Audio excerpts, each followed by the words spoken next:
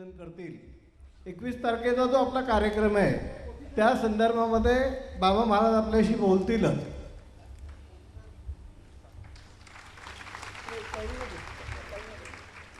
सौ जोशी या पोतीला हार घालतील.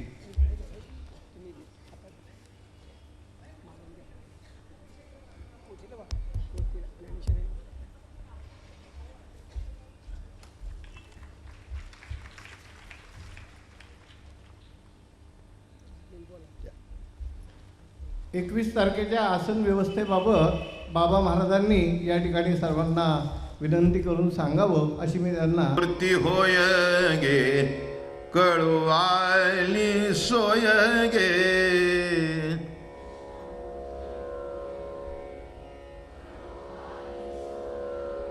कृष्णमूर्ती होय गे कळवाली सोय गे,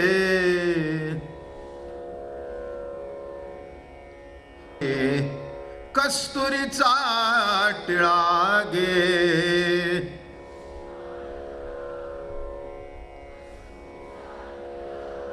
अर्धांगी रुक्मिणी,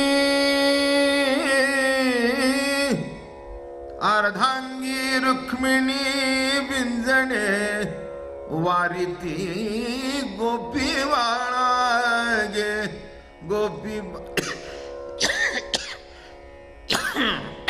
गोपी बाळा गे, तुळशी माळ गळा गे, कस्तुरीचा टिळा गे,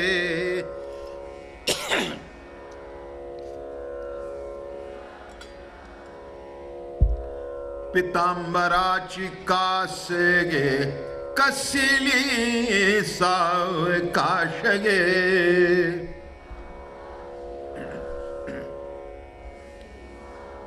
नारद तुंबर गायन करीती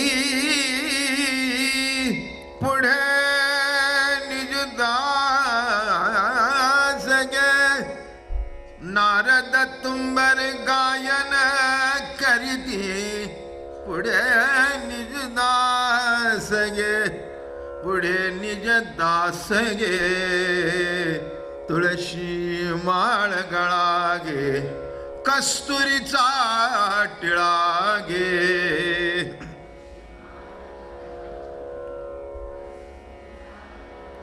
भक्त कृपेची माय गे, ओळखू आली विठाई गे,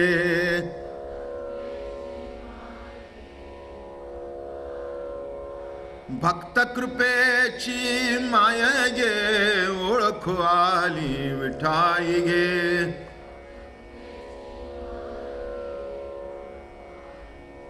एका जनार्दनी विठे जोडियले पाय गे, एका जनार्दनी विठे जोडियले पाय गे, जोडियले पाय गे, तुळशी माळ गळा गे, कस्तुरीचा टिळा गे. ज्ञानेश्वर महाराज, तुकाराम महाराज, सद्गुरुदादा महाराज, अप्पा महाराज की जय.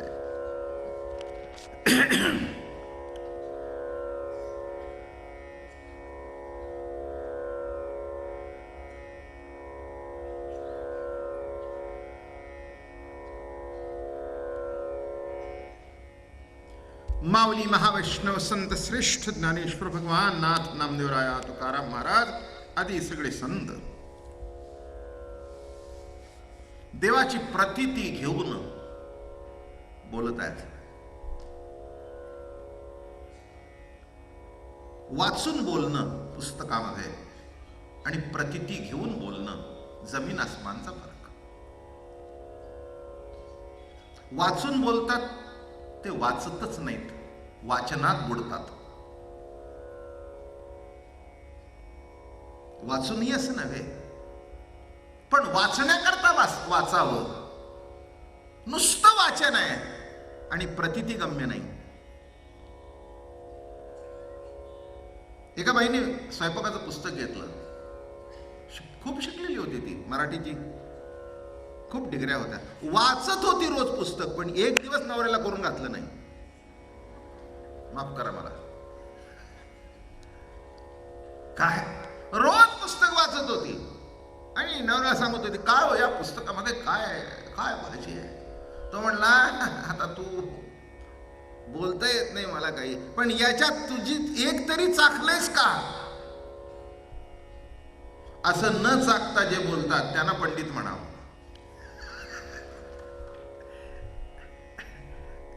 मी माझ्या काही गाठचं बोलत नाही, ते सगळं महाराजांनी लिहिले त्याच निरूपण चालू आहे. काय गंमत आहे जीवनामध्ये. या कथेतलं एक आश्चर्य असं आहे की सामान्याला देव कळू नाही, देव दिसू नाही, याच्यात आश्चर्य नाही, नाही का. उदाहरणार्थ, काच काय आणि हिरा काय, पुष्कराज काय, हे सर्वसामान्य माणसाला काहीच कळत नाही. त्याला काची तशीच दिसते आणि हिराही तसाच दिसतो. पण आयुष्य ज्याचं हिऱ्याच्या व्यापारामध्ये गेलं, त्याला सुद्धा हिरा ओळखता येऊ नये, नाही का. आम्ही ती कथा सांगतो ना. एक कुंभार होता, खूप गाढ होती त्याची. रस्त्याने जाता जाता त्या दिवशी त्याला एक मणी सापडला चांगला, असा चमकत होता. त्याने तो उचलला आणि त्याच्यात एक जरा गाढव गोरगोमटं होतं. गाढव सुद्धा गोरगोमटी असतात बरं का. म्हणजे असा काही उलटा अर्थ करण्याची काही गरज, गाढव सुद्धा सध्या स्वस्त राहिलेली नाहीत. आणि अजून सांगतो, त्यांचा स्पेशल बाजार भरतो जेजुरीला. तेव्हा असा काही अर्थ काढू नका. मग एका गाढवावर प्रेम होतं, त्याने तो घेतला आणि त्याच्या गळ्यात बांधला. पुढे गेल्यानंतर गावाजवळ एक सोनार तिथून चालला होता, पण तो एक गावातलाच, म्हणजे त्याची चांदीपेक्षा कधी मजल गेली नव्हती. एखादा मणी सोन्याचा, याच्यापेक्षा मजल नाही. त्याने बघितलं चमकतंय, बरं दिसतंय, म्हणला घ्यावं विकत. ह्याला म्हणाला त्या मालकाला गाढवाच्या, अरे म्हणाले ते काय गाढवाच्या गळ्यात बांधलंय, काय बरं तरी दिसतं, कधी की मला जुना का, किती देतोस. म्हटलं 8 आणे. 8 आण्यात घेतलं ते. कारण त्याला कळलं हे काय 8 आण्याचं नाही, किमान 5 रुपयाच तरी आहे. एवढा पण फायदा म्हणजे. मग तो खेड्यातून निघाला आणि जरा शेजारच्या गावाला गेला. तो जरा चांगला होता, ओळखलं त्याने, जरा काहीतरी साधा दगड दिसत नाही.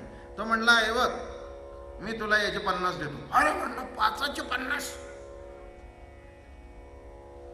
त्याच्यापेक्षा मोठ्या शहरात गेला, त्यांनी ओळखलं की हे काही साधं नाही आहे.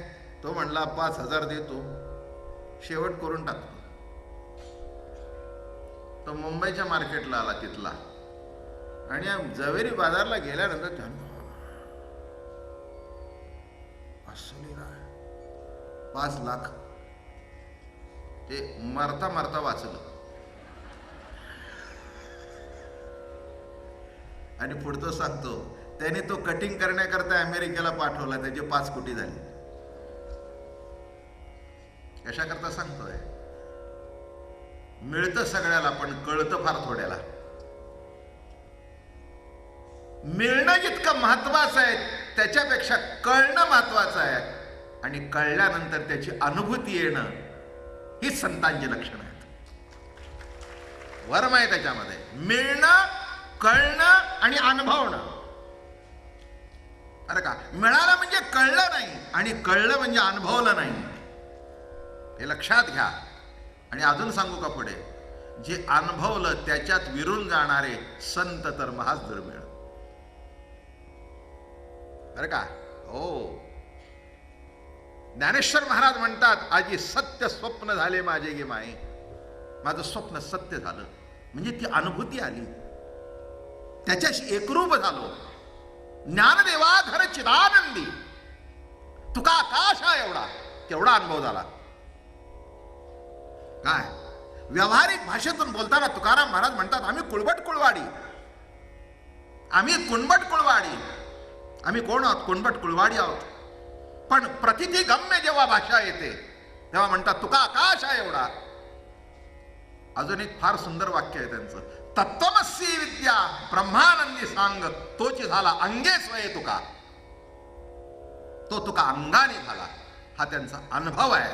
म्हणून लक्षात घ्या की याज्ञिक होते, यज्ञ करत होते, देव शब्द कोरून लिहित होते, पण प्रतिती देवाची नव्हती.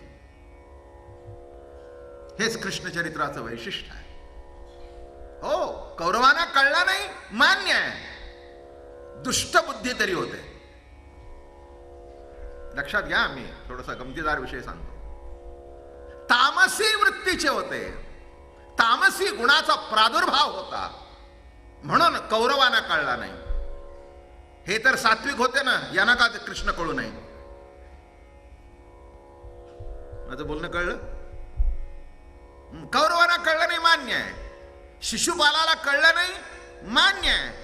पण याज्ञिकांना कळू नाही, गोकुळ सोडून गेले. किती आश्चर्य आहे. आणि पुढची कथा काल तुम्हाला सांगितली, अन्न मागायला गेले तर शब्द सुद्धा त्यांच्या कानाने ऐकू नका, कारण आपण बाटू. किती आश्चर्य आहे. म्हणून एक सांगतो, तात्विक दृष्टिकोनातून तमगुण जसा वाईट आहे तसा सत्वगुण सुद्धा वाईटच आहे. कारण शेवटी दोन्ही गुणच. दृष्टांत देतो ना.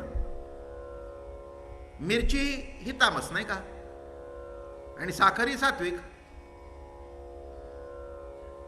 आम्हाला वा सात्विक अन्न आवडतं बर का.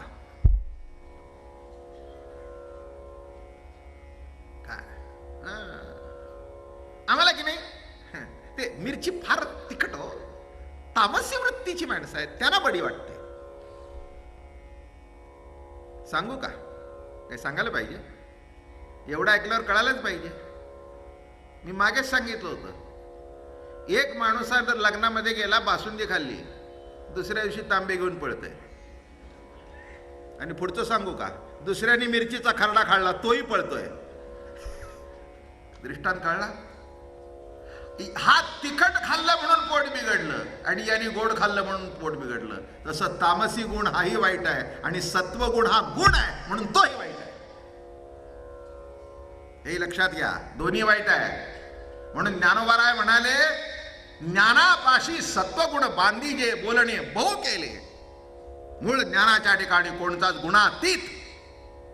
परमात्मा कसा आहे? गुणरहित, कामनारहित, प्रतिक्षण वर्धमान. नारदांनी आपल्या भक्तिसूत्रामध्ये प्रेमाचं वर्णन करताना कसं केलं? प्रेम कसं आहे? गुणरहित, कामनारहित, प्रतिक्षण वर्धमान. गुणरहित म्हणजे काय? गुणावर प्रेम करणारे सगळेच आहेत. कोण करत नाही? हे जग गुणावरच प्रेम करत आहे बरं का. नुसतं त्या व्यक्तीवर प्रेम करणारी माणसं फार थोडी असतात, नाही का? कलाकाराच्या ठिकाणी जिथपर्यंत कला असते तिथपर्यंत माणसं त्याला बोलवतात. त्याच्यातली कला संपल्यानंतर कोणी बोलवत नाही. याच्या करता यादी देण्याची गरज नाही. देण्याची गरज आहे का? बोलू नका त्यांना गायला. काय बोलव, आवाज लागत नाही हो, पैसे फुकट जातात. ज्याच्या दारामध्ये आमंत्रणाची 2-2, 3-3 लाख रुपये द्यायला माणसं तयार असून लाईन लागत होती, तिथे त्याच्याकडे माणसं फिरत नाहीत, कारण गुण संपला. माझं म्हणणं नीट लक्षात घ्या, गुण संपला. प्रेम गुणावर आहे बर का. बाप पैसा कमवतो हा त्याचा गुण आहे, मुळामुळांचं प्रेम आहे. घरी बसल्यानंतर जर सगळे पैसा त्यांना दिला आणि याच्याकडे काही शिल्लक राहिला नाही, मग प्रेम कळतं की बापावरचा आहे का पैशावरचा आहे. गुणरहित शब्द नीट लक्षात घ्या.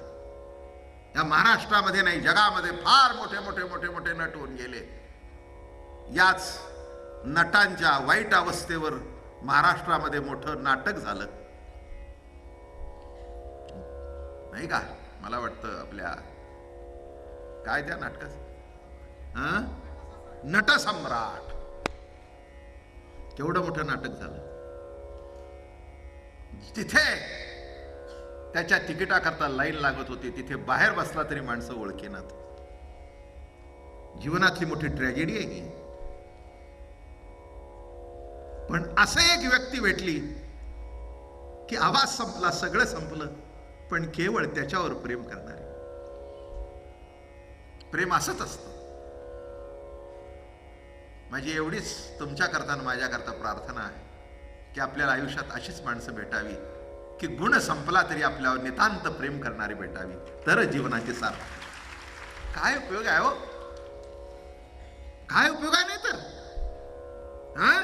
आई करते घरामध्ये पुढे पुढे स्वयंपाक चांगले करते आई, भाजी खावी तर आमच्या आईच्या हातची खावी, आणि मग सांगतो मी आईच्या हातच्याशिवाय कुणी खात नाही. अरे ठीक आहे, आईला जेव्हा करता येत नाही तेव्हा हाताने भरव, तर बरोबर प्रेम आहे आईचं. ते आईवर प्रेम नाही, आईच्या स्वयंपाकावर प्रेम आहे. ते बापावरचं प्रेम नाही, बापाच्या पैशावरचं प्रेम आहे. लक्षात घे. गुणारहित गुणातीत परमात्मा आहे. पुष्कळ बोलीन याच्यावरच आणि पुढची कथा सांगायची राहून जाईल, कारण आजच कृष्णचरित्रचा शेवट आहे. उद्या आमच्या इथले आमचे सूर्यवंशींचे चिरंजीव वगैरे ही मंडळी आहेत, त्यांची इच्छा अशी आहे मी गणपतीवर बोलावं, आणि म्हणून उद्या ओन नमोजी अध्याय याच्यावर थोडंसं बोलेन. आणि अनायशा उद्या कार्यक्रमी आहे, मग परवा कीर्तन, तेरवाई कीर्तन, आणि शेवटी कृष्णचरित्र काल्याचं सांगून कार्यक्रम संपून जाईल. पण आज जी काल कथा सुरू केली, परवापासून 3 दिवस कथा चालू आहे, पण त्याची एक भूमिका तुम्हाला कळली पाहिजे की केवळ ज्ञानी विद्वान होऊन जमत नसतं. ती टायटल आहेत. एक सांगू का, कर्तृत्वाने कमवलेलं टायटल पुढे असतं आणि प्रभू प्रेमातून मिळालेलं टायटल मागे असतं. कळलं? बाकीची टायटल बघा, डिग्र्या पुढे, आणि देवाच्या कृपेने जे प्राप्त हरिभक्त परायण हे मागे असतं. काय त्याच्यातला उलट अर्थ काढू नका, आपलं गंमत म्हणून सांगितलं, नाहीतर काय समजतात. नाही, काही समजत नाही तुमच्या पुढे मी, काहीच मला समजत नाही. आणि हीच माझी वृत्ती शेवटपर्यंत राहू दे. आम्ही झालो ऐसे जो म्हणे तो काहीच नव्हे. ही ओवी चांगली पटली आहे मला. ज्ञानोबा राया सांगतात, आम्ही ज्याला वाटतं मी झालो तिथे त्याची उतरती कळा लागली. मला कधीच काही वाटत नाही, कधी काही असं शिवतच नाही. मी माझा मोकळेपणाने राहतो, आनंदात राहतो, समाधानात राहतो, मस्त राहतो, आनंद भोगतो. काय मोठा बेटा काही नाही आहे. मला एक कळलं एवढ्या वर्ष, 70 वर्ष प्रवचन करून, 135 वर्ष घरातली, पर एवढंच कळलं की तुझ्या हातात काही नाही. मिजास मारायची गरज नाही. मिजास मारू नकोस. आज आवाज चाललाय ठीक आहे, नाही चाललं संपून जाईल, नाही का? अहो कुणाची कृपा ही, कुणाची कृपा आहे? देवाची कृपा. हे कळलंय मला. आणि मी मृत्यूच्या दारात जाऊन आलोय परत. जेव्हा कशातून नळ्या टाकल्या, तेव्हा पहिलं कीर्तन झालं, तेव्हा नीतू मांडकेच बोलले तिथे की बाबा महाराजांच्यावर माऊलीची सावली आहे म्हणून घशाला काही झालं नाही. नाहीतर कुठे जर व्होकल कॉर्डला धक्का लागला तर त्या माणसाचा आवाज सुद्धा बदलतो. माझं सांगू, माझाही बदलला पण सुधारला. माझा नक्की बदलला पण सुधारला. मी कशा करता सांगतोय हे लक्षात घ्या. प्रतितिगम्य असावं. इथे याज्ञिक आहेत, पंडित आहेत, त्यांनी काही कृष्ण बघितला नाही असं म्हणता का? त्यांनी कृष्ण बघितला नाही? बघितला, पण त्यांना एकच दिसला, गवळ्याचा पोर दिसला. आणि गवळ्याचा पोर दिसल्यानंतर त्यांच्यातला सात्विक अहंकार जागा झाला. लक्षात ठेवा, सात्विक अहंकार सुद्धा फार वाईट असतो. पुष्कळ छळ करतो सात्विक अहंकार. ज्या ज्या संतांचा छळ झाला ते कुणी तामसी वृत्तीच्या माणसाने फार कमी केला, पण सात्विक वृत्तीच्याच माणसाने केला ना का नाही? माऊलीला कोणी त्रास दिला म्हणजे कुणाकडून भोगावं लागलं? तुकाराम महाराज काय, नाथ काय? एक जर विचार केला, त्याच्यातलं एक असतं, मी तुम्हाला गंमत सांगतो. ज्ञान आलं की अहंकार आला. आणि ज्ञानी माणसाला आपल्यापेक्षा कुणीतरी पुढे जाते हे कधीही खपत नाही. एका विशिष्ट पद्धतीचं ज्ञान झालं ना, मग तो गाणारा असू दे, कोणी का असू दे, नाटकातला असू दे, नाहीतर नट असू दे, कोणी का असू दे, पण त्याच्यातला तो परिपूर्ण असं त्याला वाटलं की संपलं. तिथून त्याला उतरती कळा लागली.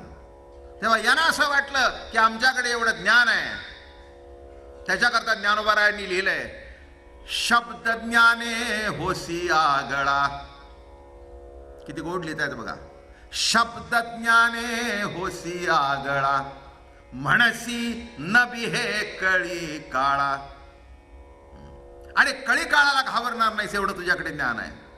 पण बोधे विण सुख सोहळा, आहे तो जिव्हाळा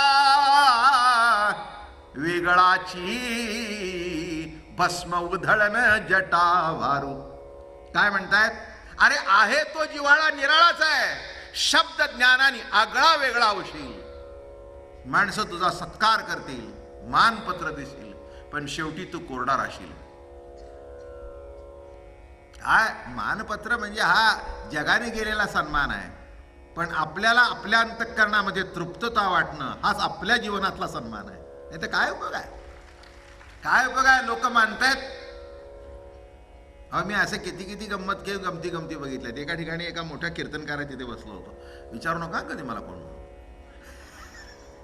वस्तुस्थिती सांगतो मी, इथे माझ्या समोर गाताय असं सांगायची काही गरज नाही. 2 माणसं बसली होती आणि ती बाई आली त्या नवऱ्याच्या कीर्तनावर. आल्यावर मुलगा बसला होता बरं का. काय म्हणले, आई आलीस का बाबाचं कीर्तन? काय सांगितलं? काय सांगतो तुझा बाप 35 वर्ष तेच ऐकते.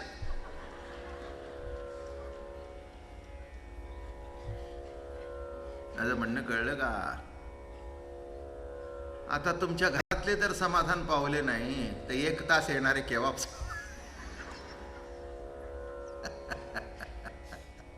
अवघड आहे. लक्षात ठेवा, इतकं सोपं नाही आहे.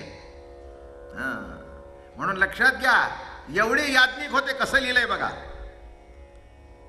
पडे प्रायश्चित्त बोलो नका कोणी, ऐको नये काणी शब्द यांचे. जेव्हा ते याज्ञिक यमुनेच्या पलीकडच्या तीराला गेले आणि यज्ञ करू लागले, शब्द ऐकायचा नाही कानी. अहो काय भाग्य आहे, काय भाग्य आहे. नाही, शब्द ज्यांनी प्रगट केला त्याचा शब्द ऐकायचा नाही. कान ज्यांनी दिले त्याचे शब्द कानाने ऐकायचं नाही. डोकं ज्यांनी दिलं त्याच्या पायावर डोकं टेकायचं. किती कृतघ्नपणा आहे, किती अवघड आहे गणित बघा. स्वर्ग सुखासाठी करिता ती यज्ञ, टाकीती अवदान अग्निमुठी. भोक्तावणी आला नकळेची त्याला, पूर्ण ब्रह्म याला न जाणती. अरे प्रत्यक्ष यज्ञ नारायण भोक्ता परमात्मा तिथे प्रगट झालंय, हे तुला कळत नाही आणि यज्ञात टाकतोयस. अरे काय होणार आहे त्या यज्ञात जाळून? माफ करा, मला रागवायचं नाही माझ्यावर. कारण माझ्या गाठचं मी सांगू, इथे प्रमाण वाचतोय, अभंग वाचतोय आणि सांगतोय. हा सांगणं जरा आई स्पेस सांगतो, तेवढ्याकरता तरी येतं ना. नाहीतर गाथा काय, गाथेची किंमत मला वाटतं 100-150 असेल, तो तुम्हाला घरी वाचायला मिळेल. आणि बाकीचाही पसारा खूप असतो. एक नुसता गाथाच नाही, गाथा आहे, ज्ञानेश्वरी आहे, भागवत आहे, अमृतानुभव आहे. जेवढी संत वाङ्मयाचे आत्ता ज्या ओव्या सांगितल्या त्या अमृतानुभवातल्या सांगितलं तुम्हाला. ज्ञानापाशी सत्वगुण बांधीचे हे बोलणे बहु केले. अमृतानुभवात ज्ञानोबाराय लिहित आहेत. याचा अर्थ कळला का? की सत्वगुण सुद्धा त्रास दिल्याशिवाय राहत. सत्वगुण झाल्यानंतर तो दुसऱ्याला कमी कसं लेखायचं हे शिकवतो. हा सुद्धा सात्विक गुण चांगला आहे बरं का. म्हणून लक्षात ठेवा, सत्वगुणाचा सुद्धा अहंकार धरू नका, कुणाला कमी लेखू नका. जे ते आहे ते त्याच्या पद्धतीने चाललंय एवढं लक्षात घ्या. आणि म्हणून भोक्तावणी आला नकळेची त्याला, पूर्ण ब्रह्म याला न जाणती. पूर्ण ब्रह्म अवतीर्ण झालं होतं गोकुळामध्ये, पण नाही जाणता आलं. याचा अर्थ कळला का? शेवटी मला तर असं वाटायला लागलंय की काहीतरी पूर्वजन्मीचं सुकृत असावं लागतं आणि साधुसंताचा आशीर्वाद असावा लागतो, तरीच ह्या गोष्टी कळतात. नाही तर अवघड आहे हो. काय म्हणायचं म्हणा, काही म्हणायचं ते म्हणा, नाही तर मला तर काही कळत नाही. त्याचं उत्तर नाही माझ्याकडे उत्तर नाही आला. खरंच आहे की काहीतरी पूर्वजन्मीचं वाडवडिलांचा आशीर्वाद, तुमची मागच्या जन्माची सेवा आणि या जन्मी गुरुचा आशीर्वाद, देवाचा आशीर्वाद, तरच. नाही तर काय अवघड आहे हो. बघा किती अवघड आहे हे कृष्णचरित्र बघितल्यावर असं वाटतं काय आहे? यमुनेच्या काठी खेळतोय, विटीदांडू खेळतोय, हुतुतू खेळतोय, हमामा खेळतोय, अंघोळ करतोय, काला करतोय, पलीकडच्या तीरावर आहेत पण अलीकडे यायला तयार नाहीत. काय मजा आहे. याचा अर्थ लक्षात घ्या. असं समजू नका की आम्हाला डोकं असलं म्हणजे कळेल. नाही, डोकं असलं म्हणजे कळतं असं समजू नका. समजू नका. त्या डोक्यावर सुद्धा हात पाहिजे, नाही का. अनुग्रह कसा आहे? हात ठेविला मस्तकी आणि देवोनी प्रसाद केले सुखी. मस्तकावर हात ठेवला की ते ज्ञान प्रगट झालं. ज्ञानोबा कोणत्या शाळेत गेले? संशोधन करा. 700 वर्षापूर्वी कोणत्या आळंदीच्या गल्लीमध्ये कोणती शाळा होती? इतिहास संशोधकाला विषय. शोधा. कुठच्या शाळेत गेले? कुठच्या बाकावर बसत होते? त्यांचे मित्र कोण होते? मायबाप त्यांना मित्र कोणीच नव्हते. त्यांचा मित्र, त्यांचा गुरु, त्यांचा बाप एक विठ्ठल पंत होते. दुसरं कोणी नव्हतं. विठ्ठल पंतांनी जवळ बसून शिकवलं. वेदशास्त्र पुराणाचा अभ्यास. पण अशा अवतारी पुरुष होते ते, बरं का. हो, शिकवावं लागत नाही. काही काही हो फारच इंटेलिजंट हो. आमच्यासारखी सोडून द्या. आम्ही आपलं असं चालतं काहीतरी आपलं. तुमच्या सगळ्याची तुम्ही माझ्याकडे प्रेमाने बघता ना म्हणून मला बोलता येतं. तुम्ही जर वाकडं बोलाल ना तर मग ते तसंच येईल माझ्या तोंडातून. तुम्ही प्रेमाने बघता म्हणून घडतं, नाही तर सगळं हे अवघड आहे. मला आठवतं या पुण्याचे एक वैद्य म्हणून होते एकेकाळी, हुशार. आणि त्यावेळेला ही 100 वर्षामागची गोष्ट आहे. मुंबईला मॅट्रिकची परीक्षा व्हायची आणि आझाद मैदानावर मंडप टाकला जायचा आणि जेमतेम 200-300 मुलं म्हणजे जास्त. तेव्हा पुण्याची 7-8 मुलं परीक्षेला. मग तिथे चर्चा झाली होती, यंदा नाना शंकर शेठची स्कॉलरशिप कोणाला मिळणार संस्कृतची. ते वैद्य चटकन म्हणाले, अरे एवढी तुम्हाला चिंता का पडली आहे? मी बसणार आहे त्यार्थी मलाच मिळणार. आणि मिळाली हो. माझं म्हणणं कळलं का? स्वतःच्या ज्ञानाबद्दल एवढा दृढ विषय. ही कॅटेगरीज भिन्न आहे. ही माणसंच निराळी, नाही का. ही काही साधीसुधी माणसं आहेत अशी समजू नका. विशिष्ट कशा करता सांगतो, हुशारी हा भाग एक निराळा आहे. पण एवढी जरी हुशारी असली तर ते विद्वान झाले असतील, ते पंडित झाले असेल. ज्ञानोबारायला शिकवायला कोण होतं? काय? या सगळ्या पंडितांचे पंडित, ज्ञानियांचे राजा म्हटलंय. ज्ञानियांचा राजा गुरु महाराव म्हणती ज्ञानदेव तुम्हाईसे. आणि एवढं शिक्षण झाल्यानंतर 16 वर्षीची ज्ञानेश्वरी मुखातून बाहेर पडली. अरे काय अलौकिक चमत्कार. बरं का. माणसं म्हणतात हे आम्हाला चमत्कार मान्य नाही. अरे तुला कोण म्हणतो मान्य कर म्हणून?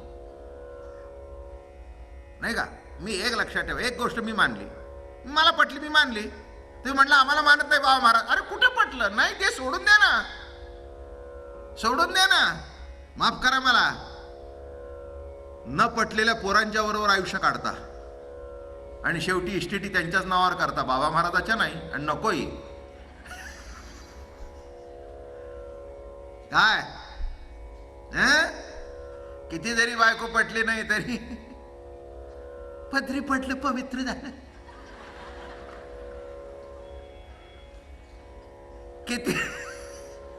किती नवरा पटला नाही तर सोडतं का त्याला? आमच्या बरोबर काय संपले. आता 3 तास राहिलेत. काय त्याच्यात पटायचं आणि काय नाही पटायचं एवढी चर्चा करायची गरजच काय? आपल्याला काय पटेल आणि काय नाही प्रश्न नाही आहे. पटेल ते घ्यावं म्हणून मुद्दाम सांगितलं तुम्हाला. एवढं जरी पटलं खरं प्रेम तर सगळे मनातले विकार आपोआप निघून जातील. विकार निघून जातील आणि जीवनाचा विकास होईल. जीवनाचा आणि विकार निघून गेल्याशिवाय विकास होत नाही, हा सार आहे. आणि म्हणून इथे सांगितलं. गंमत कशी झाली बघा. कृपाळू बहुत परीक्षिती राया, उद्धार करावया पाठविले, इच्छा मात्र पाडी अन्न पर्वत, काकुळती येत अन्नासाठी. वा. शुक महामुनी राजा परीक्षितीला सांगतायत, राजा काय रे गंमत आहे, काय आश्चर्य आहे. असं सांगितलंय काही काही टायमाला. ही लीला सांगत असताना शुक महामुनी काही काही वेळेला गप्प बसत असत. इतके ते स्थिर व्हायचे, इतके स्थिर व्हायचे, एकरूप व्हायचे, एकचित्त व्हायचे, इतके समरस होऊन जायचे. कृपाळू बहुत परीक्षिती राया, उद्धार करावया.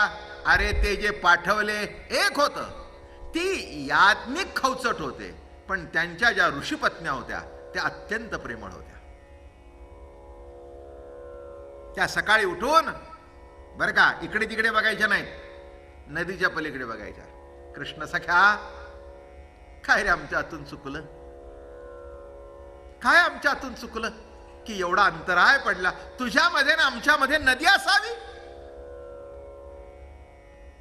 अरे परमात्म्या, काय रे करावं, यावंसं वाटतं, तुला भेटावंसं वाटतं, तुझं दर्शन घ्यावंसं वाटतं, पण नाही येता येत. देहाचं लग्न त्याच्याशी लागलंय. मी बायकांची गोष्ट सांगत नाही, प्रतितिरूप जीवाची सांगतोय. बाई पुरुषात अडकले, पण तुम्ही सुद्धा देह प्रतितीत अडकलाय. माझं म्हणणं कळलं? ही जीवाची कथा आहे, ही स्त्रीची किंवा पुरुषाची कथा नाही. अहो, जीव सुद्धा आपल्या समजुतीत अडकलाय म्हणून बाहेर पडता येत नाही. खोडा आहे. कैसे घरात घरकुल केले, नेणो अंधार ना उजडलेगा, वासुदेव करीतो फेरागा.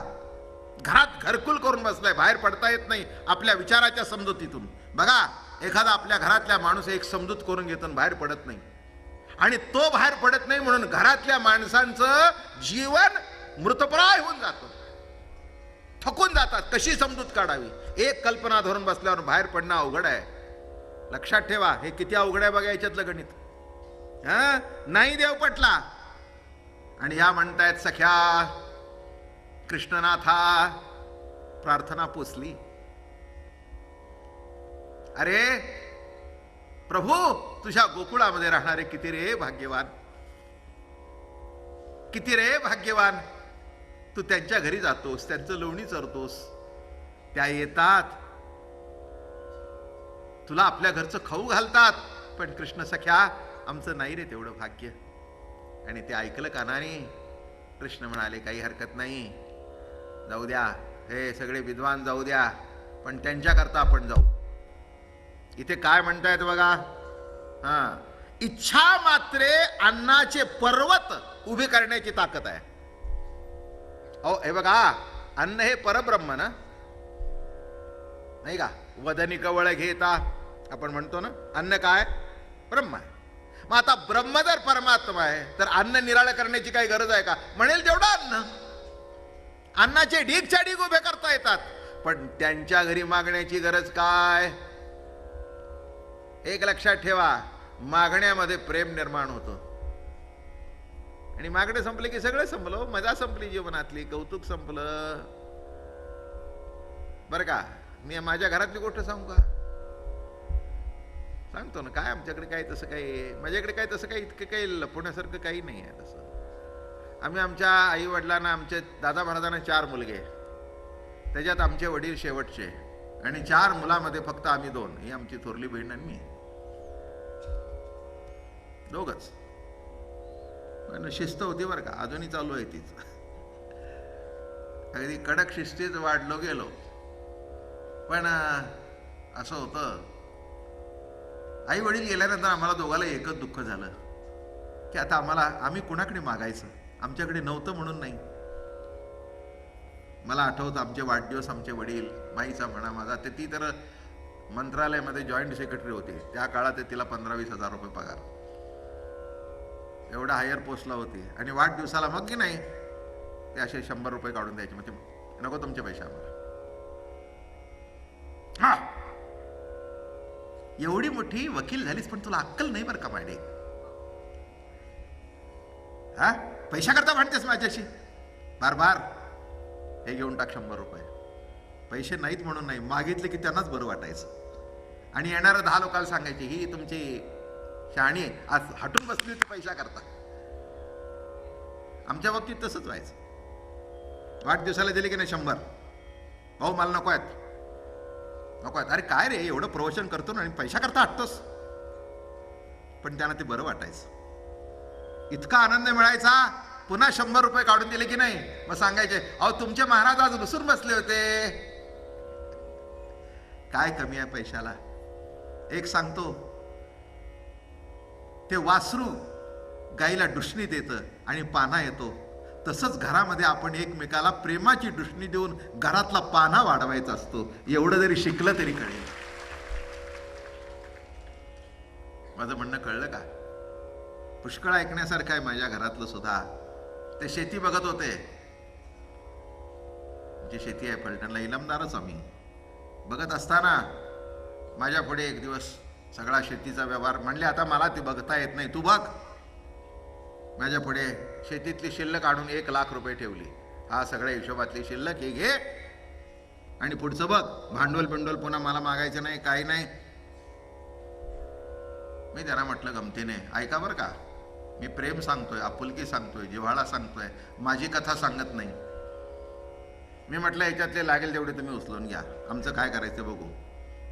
आमचं पैसे संपले तर बँकेतून कर्ज काढू, तुम्हाला लागेल तेवढं. मग तू कसं करणार, एवढी मोठी शेती करायची, आताच तिथली देणीच जवळजवळ 15-20, तू कसं करणार. तो प्रश्न मला विचारायचा नाही. माझ्या ताब्यात दिलं ना, तुम्हाला लागेल ते काढून घ्या. कशा करता काढून घ्या, कारण म्हटलं इथून पुढच्या आयुष्यामध्ये मी तुम्हाला दिडकी देणार नाही. नीट समजून घ्या, हे बोलणं सुद्धा तुम्हाला समजायला पाहिजे. तुम्ही माझ्याकडे मागायचं नाही आणि मी तुम्हाला द्यायचं नाही. असं कसं म्हणतोस. म्हटलं भाऊ खरं सांगू, मी जगाला ज्ञान सांगतो आणि माझ्या बापाने माझ्याकडे 5 रुपये मागणं याच्या इतकं माझ्या आयुष्यातली ट्रॅजेडी दुसरी नाही. तुम्ही एवढे पैसे याच्यातले ठेवून घ्या, सगळे ठेवून घ्या, पण माझ्याकडे मागू नका. पण एक सांगू, मी शेवटपर्यंत तुमच्याकडे मागणार. माझे बाप आहात तुम्ही, माझे बाप आहात, मी शेवटपर्यंत तुमच्याकडे मागणार. मिठी मारली, रडले, आणि हे चालू आहे ते त्यांच्या आशीर्वादाने चालू आहे. कधी कमी पडलं नाही. कशा करता सांगतोय मी तुम्हाला, मी माझ्या घरची कथा सांगत नाही मी तुम्हाला. जीवनामध्ये देण्यासारखे घेण्यासारखे एवढ्या 2 गोष्टी आहेत. बाकी काय काय बाप काय मुलगा तुम्हाला कळतच नाही आयुष्यामध्ये. सगळे प्रत्येक गोष्ट व्यवहाराच्या कसोटीवर बसून बघणारे तुम्ही माणसं झालात. जरा व्यवहारातून बाहेर पडा, एकमेकाला प्रेम द्यायला शिका. आणि आत्ताच्या पिढीत तरीपर्यंत टिकून आहे बरं का बाबांनो, तुमच्या आशीर्वादाने. पुढचं काही मला माहिती नाही. काय देण्यासारखं काय आहे, काय देण्यासारखं बरं का. आम्ही दोघंच आहोत, आम्ही दोघांचं बोलतो एकमेकाला, नाही असं काही नाही आहे. तेही अत्यंत श्रद्धा आहे, बोलते. पण एक लक्षात ठेवा, शेवटी एकमेकाचा शब्द आम्ही डावलत नाही. शब्द पाळणं म्हणजेच प्रेम जतन करणं. काही वेळेला चुकीचे शब्द सुद्धा पाळावेत, पटले नाही तरी. कारण का, आपल्याला तो शब्दापेक्षा त्या व्यक्तीचं प्रेम महत्वाचं आहे. हे एवढं कळलं तरी माझा महिना आणि तुमचा महिना सार्थकी लागला बर का. कशा करता सांगतोय हे, अनंत कोट ब्रह्मांड नायक, त्याला प्रेम कळलं त्या गोपींचं. म्हणून गोपाळांना पाठवलं, नाही तर काही भिकारी होता का. उभी सांगू का भागवतातली, मी काय अन्नासी दुकाळलो, तो यज्ञ पत्न्यासी मागो गेलो, मी भावार्थाचा भुकेलो, प्रेमाचा पावलो पाहुणेरा. काय सांगतायत बघा, मी काय अन्नासी दुकाळलो. अरे काय मला अन्नाची भीक लागली काय. नव्हे अन्नासी दुकाळो नव्हे, भावार्थाचा भुकेलो, प्रेमाचा पावलो पाहुणेरा. अरे त्या यज्ञपत्त्याच्याकडे काय वेडा होतो का नाही, पण त्यांचा जो भावार्थ होतो. म्हणून लक्षात ठेवा, आपल्या घरामध्ये सुद्धा हे परमार्थ इथं 1 तासाचा आहे. घरी जाऊन जर तो भावार्थ जतन केला तर शेवटपर्यंत आपलं आयुष्य गेलंच पाहिजे सुखाने. का जाणार नाही. ही कशा करता ऐकायची प्रवचन, कशा करता प्रवचन ऐकायची. देवबीव भेटणं मला कळत नाही, कधी भेटणार नाही तुम्हाला. लिहून ठेवा माझा शब्द. का भेटणार नाही, कारण तो तुम्हाला सोडून कधी गेला नाही म्हणून. बोलणं कळलं का माझं? काय म्हटलं मी? हां, ही अशी गुगली होती. भेटणार नाही शब्दाचा अर्थ तुम्ही वाईट पापी नाही, तसं नाही आहे माझा म्हणण्याचा अर्थ. तो कधीच तुम्हाला सोडून गेला नाही. फक्त भावार्थ कळल्यानंतर जवळीक निर्माण होईल, प्रेम निर्माण होईल, आपुलकी निर्माण होईल. हे वर्म आहे त्यातलं. हो, हे वर्म आहे. अरे प्रेमाने बोलवल्याशिवाय कुत्र सुद्धा जवळ येत नाही. माणसं कशी येतील? पण काही काही वेळेला आपल्याला आपल्या बापापेक्षा कुत्र जास्ती आवडतं.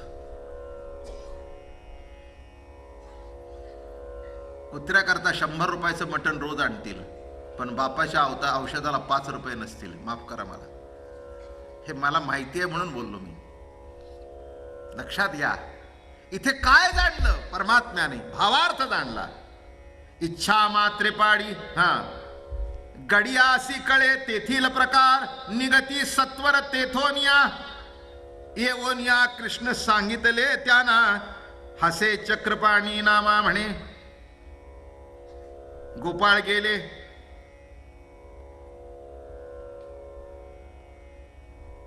आणि त्या याज्ञिकांना सांगितलं की आम्हाला कृष्ण प्रभूला भूक लागली, आम्हाला भूक लागली. हट, वरायचं नाही ते. अरे यांचे शब्द सुद्धा कानाने ऐकू नका, यांची सावली सुद्धा पडून देऊ नका. हला हला. आता त्या पोरानं एवढ्या मोठ्या मोठ्या मंडळीने दम दिल्यानंतर निघाली ती. कृष्णा 5 खाणी उथळ दिसती, लहानल्या भिंती त्याजवरी. विस्तू घालती गवतांतरती, बडबड करती अवघे जण. त्यांना ते यज्ञकुंड कळेना. 5 भिंती म्हणजे ते 5 पायऱ्या. यज्ञकुंडाच्या 1 2 3 टप्पे असतात ना, 5. बघा, कृष्ण 5 खाणी उथळ दिसती, लहानल्या भिंती त्याजवरी. अशा छोट्या छोट्या भिंती घातल्यात आणि काहीतरी वस्तू घालती, गवत अंतरती आणि बडबड करती. चुटूपुटू उठू बसू. काय म्हणतायत ते? चुटूपुटू उठू बसू करती अवघे जण. घालोन्या तूप हाती घेती चाटू, करिता ओम फट अक्षय वेळा. ओम फट अक्षय वेळा. किती वेळा तरी ओम ओम ओम ओम ओम म्हणतायत आणि तूप घालतायत आणि हसतायत. तेव्हा ते असं काय करतायत रे? तेव्हा कितना आपल्याला तूप खायचं देऊन तिथे जाळतात का रे? खरंच आहे की?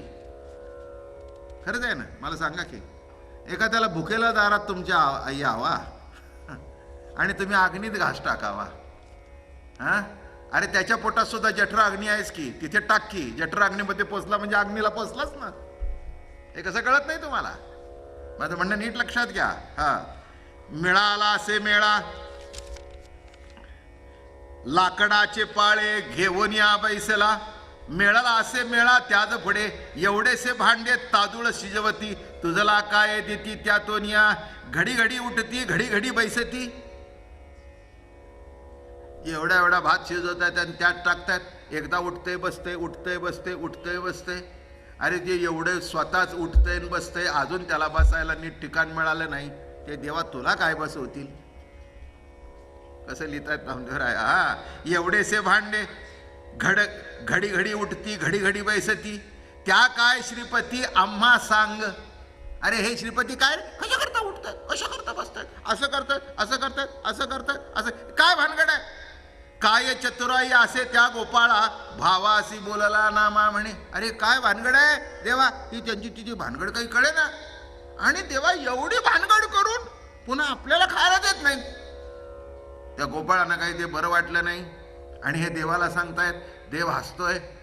हे असंच आहे, काल सांगितलं ना, यज्ञ यागे स्वर्ग भोग आडयती. करिता तपे काम क्रोध खवळती. नित्या नित्य ज्ञाने अभिमान वाढती. करिता तीर्थाटने, करिता तीर्थाटने अहंकाराची प्राप्ती हो.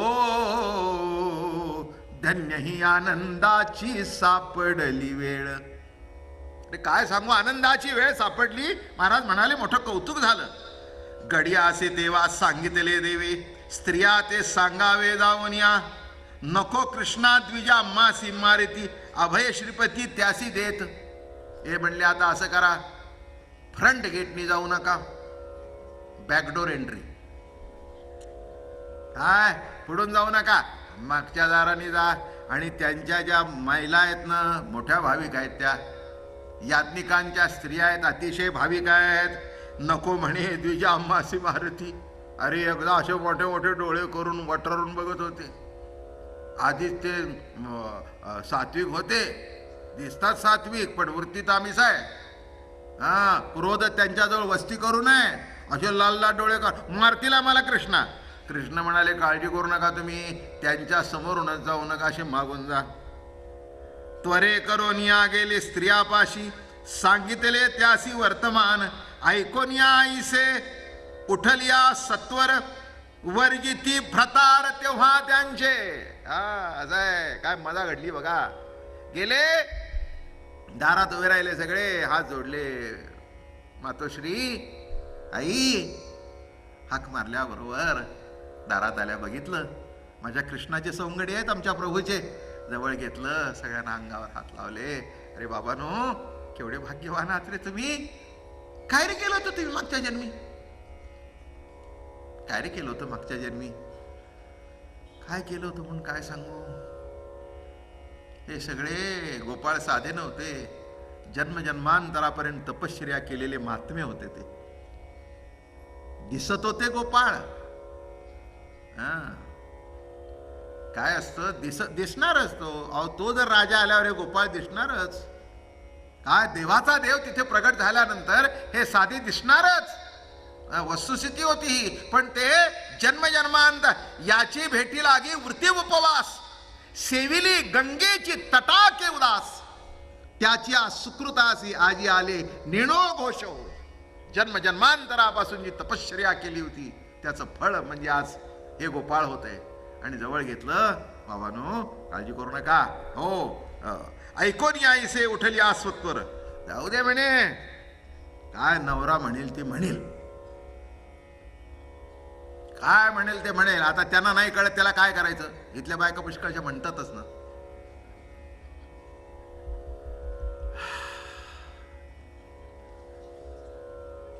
काय त्यांच्याकडे जाऊ नका, त्यांना त्यातलं काही कळत नाही. माझ्याकडे या. अशा जवळजवळ 90% बायका, तरी 10%ला हे बोलायचंच कळत नाही म्हणून बोलत नाही. म्हणजे मी हसलं बरं का. म्हणजे मी काय, प्रत्येक बाईला वाटतंच ना आपल्या नवरा कुठेतरी चूक, वाटतंच. त्याच्यामध्ये काही असं काही विशेष आहे असं काही नाही. नाही वाटलं तरी माणूस नाही. जिवंतपणाचं लक्षण आहे की आपल्याला वाटलं हा पुढचा चुकतोय. माझं म्हणणं कळलं. जिवंतपणाचं हे लक्षण आहे, त्याच्यामध्ये काही विशेष आहे याच्यातला काही भाग नाही आहे. वाटायलाच पाहिजे. हां, पण एकदम मोठ्या आवाजात बोलू नका. मी माईकवर बोलतोय म्हणजे व्यक्तिगत बोलत नाही, व्यापक बोलतोय. मी हे घरी सुद्धा बोलू शकत नाही. हे तुम्हाला बरं वाटावं म्हणून बोललो. मला श्रोत्याची नाडी बरोबर माहिती आहे की यांना काय म्हटलं म्हणजे बरं वाटेल म्हणून बोलतो. शेवटी काय बरं वाटणं हे तर कौतुक आहे त्यातलं. असो. एका ब्राह्मणाने स्त्रियेसी बांधिले. सगळ्या निघाला. वास लागलाच की. कोणीतरी बघितलं, अरे म्हटलं ती कार्टी कुठून गेली बघा, म्हणली मागच्या दाराने. सगळे आली उठून बघितलं तर त्या म्हणल्या बोलायचं नाही. काय होतं, काय एकीकरण झालं की निराळ असतं का. आणि त्या कृष्णाच्या बाबतीत असं होतं, आईचं मत तेच, बायकोचं मत तेच, सुनांचं मत तेच. सगळी मेजॉरिटी झाल्यावर हा एकटा काय करतोय. काय आई बोल नकोस तो, ते गवळे बोलू नका तुम्ही. अरे काय परमार्थ करता, काय परमार्थ करताय, लोकाला सांगताय अतिथी देवो भव. आणि हे परब्रह्म कृष्ण तिथे परिकट झालाय. तुम्हाला नसेल वाटत, आम्हाला वाटतंय. द्यायलाच पाहिजे. काय करायचं ते करा, नका घेऊ घरात. आता काय सगळ्यांनी म्हटलं जाऊ द्या, एवढ्या कधी त्या फोर्स मध्ये येत नाहीत. आले तर ऐका, पुन्हा येतो परत म्हणतायत ना. जाऊ द्या. पण एक असं होतं, अरे अरे अरे, काय एकदमच जमदाग्नी, असं रागीट होतं. त्यांनी काय केले ते लिहिलंय बघा. एका ब्राह्मणाने स्त्रियेशी बांधिले, दोरी घेतली, कुठे जातेस म्हणले, काय समजतेस, आणि त्याच्यात त्याला भूषण वाटलं की सगळ्यांना आपल्या बायकांना अडवता आलं नाही, and I am the only one. दोरी बिरी घेतली, तिला बांधली, बांधली, आणि असा उभा राहिला सगळ्याकडे बघून, नामर्द लेको, स्वतःच्या बायकोला आवरता येत नाही तर दुसरं काय करता तुम्ही.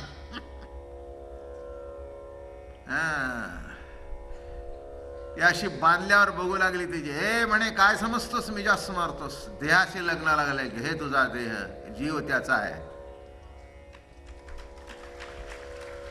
ज्याने जीव दिलाय त्याच्याकडे निघून जाते, तुझं देहाशी लग्न लागलंय.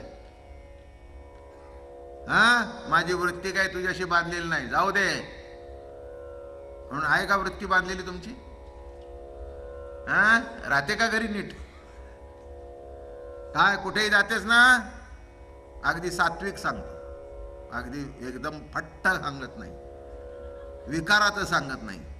किती वारकरी एकादशी असला आणि कांद्याच्या भाज्याचा वाज हॉटेलमधून आला,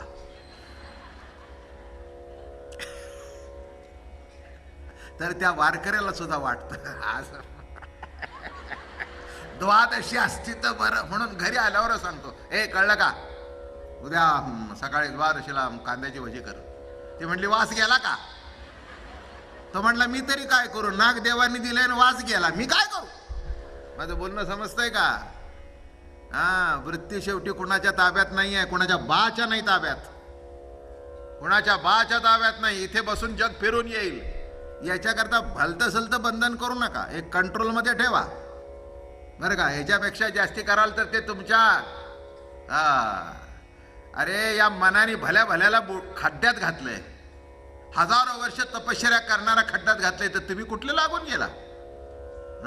म्हणून आपला त्याला गोंधळून गोंधळून घ्यावं म्हणजे नीट चालतं. कसं लिहिलंय बघा, जा म्हणले देह तुझा घे, आणि जीव गेला बरं का. सुकुमार सावळा राजीव लोचन प्राणासी सोडले परीक्षिती. हे परीक्षिती राजा, शुकदेवजी सांगतायत, तिने आपला देह सोडून दिला आणि प्राण घेऊन गेली. सुकुमार सावळा राजीव लोचन पाहता ती कृष्ण सुख तेव्हा, आनंदाचे नेत्री वाहते जीवन पुसे वर्तमान नामा म्हणे. आणि हे सांगताना तिचा प्राण उडाला आणि कृष्णाजवळ जाऊन बसला. हे सांगताना शुकदेवजींच्या डोळ्याला पाणी आलं. राजा काय रे भाग्यवान, काय रे भाग्यवान, एका क्षणामध्ये ती प्रभूशी जाऊन मिलन झालं. आपण आयुष्यभर तपश्चर्या करतोय, पण आपल्या बाबतीत हे घडलं नाही, आणि असे तटस्थ झाले. घरा दावे ऐसे सांगे पुरुषोत्तम, ऐकोन या श्रम फार होय, दयानिधी ऐके गा मेघश्यामा. मग जेवण घेऊन सगळ्या गेल्या, जेवण बिवण घातलं, आणि जाताना बोटीतून म्हणत होत्या बरं का, काय ग तिचं, काय ग तिचं, काय ग तिचं. ती एकटीच राहिली, आणि जाऊन बघतात तर ती तिच्या शेजारी भगवंताच्या बसली. तिला बघून आनंद वाटला. धन्य आहेस म्हणले बाई, धन्य आहेस. कुठेतरी शेजारचा गोपाळ म्हणाला, ती उगीच धन्य नाही, ती सर्वाला सोडलं, नवे नवे जीव सुद्धा दिला, आणि जीव दिला तेव्हा जीवाचा जीवलग भेटला. माझं बोलणं समजलं का? जीव दिला तेव्हा जीवाचा जीवलग भेटला. जीवाचा जीवलग भेटणं इतकं सोपं नाही आहे. आणि मग जेवण वगैरे केलं, आनंद झाला, त्यांना समाधान झालं. दयानिधी ऐकेगा मेघश्यामा, धाडू नको मायेथोनिया. देवाचे पाय धरले, सगळ्यांनी विनंती केली, आम्हाला आता परत पाठवू नको, या संसारात नको रे पाठवू, नको रे पाठवू, फार त्रास आहे, फार शेण आहे. तुझसाठी आम्ही सोडिले भ्रतारा, चरणी देई थारा देवराया. देवना संसार आम्हा झाले कृष्णा, सांगावे कोणा दुःखाता. अरे धड तिकडे नाही, ते फुरवून बसलेले आहेत, कारण एकाने तसे केले. सगळ्यांनी बरोबर केलं असं तू एकच सगळ्याला टोचत होता, त्यामुळे सगळे फुटून बसले. तर आता गेल्यानंतर काही खरं नाही आहे. तुमचे व्रतार वंदिती आम्हासी सांगे ऋषिकेशी भिवू नको. सांगिताच्या ऐसे चालल्या त्या सर्व पाती केशव वेळोवेळा. देवाने सांगितलं काळजी करू नका तुम्ही, त्यांचा मनाचा मालक सुद्धा मी आहे. त्यांची योग्यता नसली तरी तुमच्या सुखाकरता, कारण तुमचं खाल्लं आता मी आता तुमचा ऋणी झालोय, तुमचं खाल्लंय, तुम्हाला काहीतरी त्याच्या बदल्यात द्यायला पाहिजे. आणि त्याच्या बदल्यात हेच देईन की तुमच्या नवऱ्यांच्या मनातला जो विकार आहे तो घालवून टाकीन. बघा पुढे तसंच लिहिलंय. सांगताची तुमचे भ्रतार वंदिती आम्हासी सांगे ऋषिकेशी भिवू नका. तुमचे भ्रतार मला येऊन वंदन करतील, तुम्ही काळजी करू नका. पुढच्या वेळेला तुम्हाला पाट्या घ्याव्या लागायच्या नाहीत, त्या पाट्या आणतील आणि तुम्ही आम्हाला जेवायला वाढाल, काळजी करू नका. असं बदलून टाकू. सांगताच्या ऐसे चालल्या त्या सर्व पाहती केशव वेळोवेळा द्विधांचे मानसी होय अनुताप. लिहिलंय तिथे. निंदिनी आप आपणाते भोजन करोनी गडी रामकृष्ण निघोनी तेथोनी नामा म्हणे. आणि सगळ्यांना वाढलं आणि त्यांच्या मनाला अनुताप झाला की खरंच चुकलं. आपल्या डोळ्यावर कुठेतरी अहंकाराचा पडदा आला होता, पण बरं झालं कसं का असेना, तुमच्या हातून का होईना, पण आमचं अन्न त्याच्या तोंडात गेलं आणि त्याचा प्रसाद आम्हाला हा मिळाला की आमच्या मनातला अहंकार गेला आणि विकार गेला. आणि म्हणाले काही नाही, इथून पुढे ना आता तुम्ही एकट्या जायचं नाही. कृष्ण प्रभू सकाळी आला की तुम्ही आम्ही रोज दर्शनाला जाऊ. असं हे गोड कृष्ण चरित्र. जसं मला प्रभूंनी सुचवलं, जसे शब्द प्रगट केले तसे ते प्रगट झाले. पाव्या माझी राग ज्ञान केली अति मधुर गायन, तो पाव्याचा नव्हे गुण जाण कळा गातयाची. पावा जेव्हा सुंदर वाजतो तेव्हा तो पावा वाजत नाही, वाजवणाऱ्याची कुशरी आहे. तसं हे 27 दिवस जी प्रवचन प्रगट झाली त्या बाबा महाराजाचं काही नाही आहे. बाबा महाराज एक बन की लकडी आहे, पण त्याच्यातून आवाज फुकणारा प्रभू आहे आणि म्हणून तुम्हाला बरं वाटतंय. तेव्हा इथे कोणचंही कर्तृत्व, कोणचाही अहंकार मनामध्ये यत्किंचित नाही. आणि असंच निरांकारी वृत्ती तुमची आणि माझी राहावी, एवढंच कृष्ण सख्याच्या चरणी प्रार्थना करूया. उद्याचं सांगितलेलंच आहे, पुन्हा सांगायची आवश्यकता नाही. परवा आणि 13 2 दिवस कीर्तन आहेत, 6 ते 8 आणि 23 तारखेला काल्याचं कीर्तन माझं होऊन रमण हरी गोविंद राधे. उद्या बरोबर 4:30 इथे या. 4:45 बरोबर प्रवचन सुरू करू, 5:45 आटपू. आधार मन हरी गोविंद राधे.